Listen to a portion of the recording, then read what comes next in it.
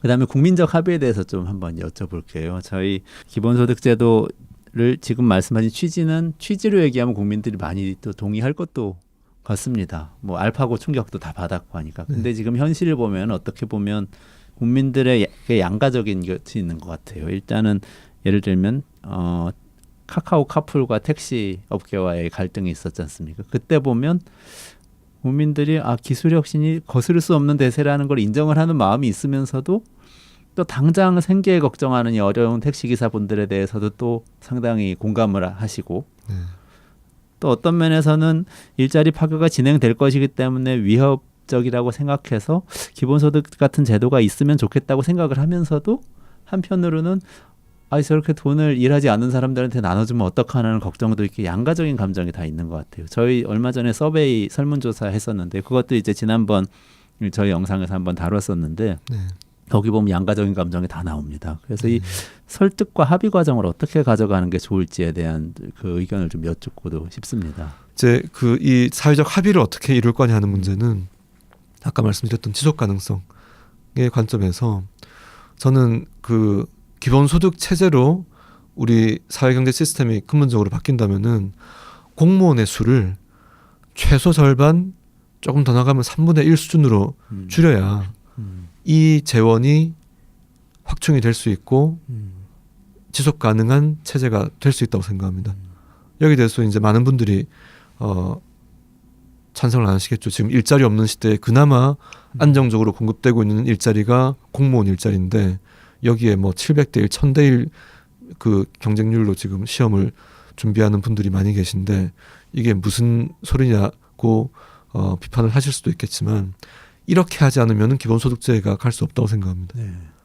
그리고 AI가 이제 실제로 상용화되면서 과거에 로봇이 나오면서 이제 그게 기계 설비가 되든 아니면 휴머노이드 이런 팔이 달린 이 관절이 달린 로봇이 되든 산업 현장에 가면서 육체 노동을 대체했지만 이제는 AI가 대체하는 가장 대표적인 직종들이 변호사, 회계사, 금융분석가, 의사, 교사 여기에 공무원 들어가거든요. 공무원이 그 복잡한 법령 체계를 누군가 알고 있고 답을 해줘야 되고 해석을 해줘야 되기 때문에 공무원이 필요했는데 단순 서비스는 요즘에 식당에 알바 일자리들 없어지면서 다 쿠폰 빼서 하지 않습니까? 그렇죠. 은행, 증권, 보험사, 콜센터 요즘 간단한 질문은 보이스 컴퓨팅 이용해서 AI가 답을 하는 시대가 됐지 않습니까? 그렇죠. 공무원이 왜 이렇게 필요하죠? 그래서 매년 3만 명 퇴직을 하고 3만 명이 입직을 하고 있는데 3만 명을 매해 뽑을 것이 아니라 이것도 보수 정당 입장에서는 급진적인 게 아니고 3만 명을 처음엔 1년 차에는 2만 5천 명, 2년 차에는 2만 명, 3년 차에 1만 5천 명 뽑기 시작해서 한 30년 1만 5천 명 뽑으면은 한 세대가 지나면은 공무원 수가 50만 명으로 줍니다. 3만 명을 1만 명으로 줄이면 30년 지나면 100만 명이 30만 명대로 줍니다. 공무원 채용을 줄이자는 말씀이죠. 채용을 줄이는 퇴직은 거죠. 계속 되기 때문에 그렇습니다. 자연스럽게 오래 지나면 숫자가 줄어든다. 그렇습니다. 이렇게 해서 정부의 효율이라는 거는 보통 이제 건축공사 같은 걸 하더라도 조달 단가로 하면은 민간에서 짓는 거에 거의 2배 비용이 나옵니다. 어디 들어간지 모릅니다, 다들. 근데 절차는 다 맞게 하거든요.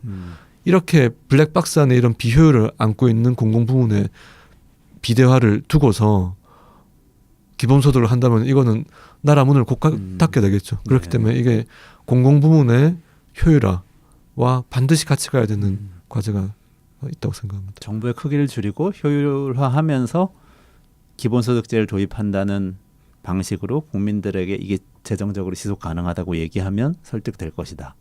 이렇게 이제 사회적 합의에서 아마 재정의 지속 가능성이 가장 큰 쟁점으로 나올 것 같아서 말씀을 드린 겁니다. 알겠습니다. 굉장히 명확한 생각을 갖고 계시네요.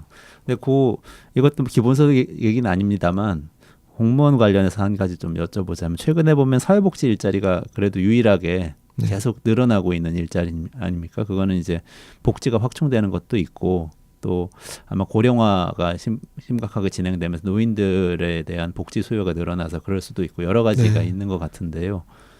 그중에 또 상당 부분은 사실은 공무원이거나 또는 공공적인 일자리인 경우가 많은 것 같아요. 네. 위탁 사업인 경우도 있고, 뭐 지원 네. 사업인 경우도 있고, 채용하는 경우도 있고. 그 부분은 어떻게 생각하십니까? 제가 아까 저 설명드린 부분 중에 중요한 부분을 짚어주셨는데요. 치안, 소방, 복지 이 직군은 늘려야 됩니다. 네, 네, 시민의 생명, 네. 안전 그리고 인간다운 삶을 국가가 보장하기 위한 직군들이기 때문에 여기는 늘려야 됩니다. 네.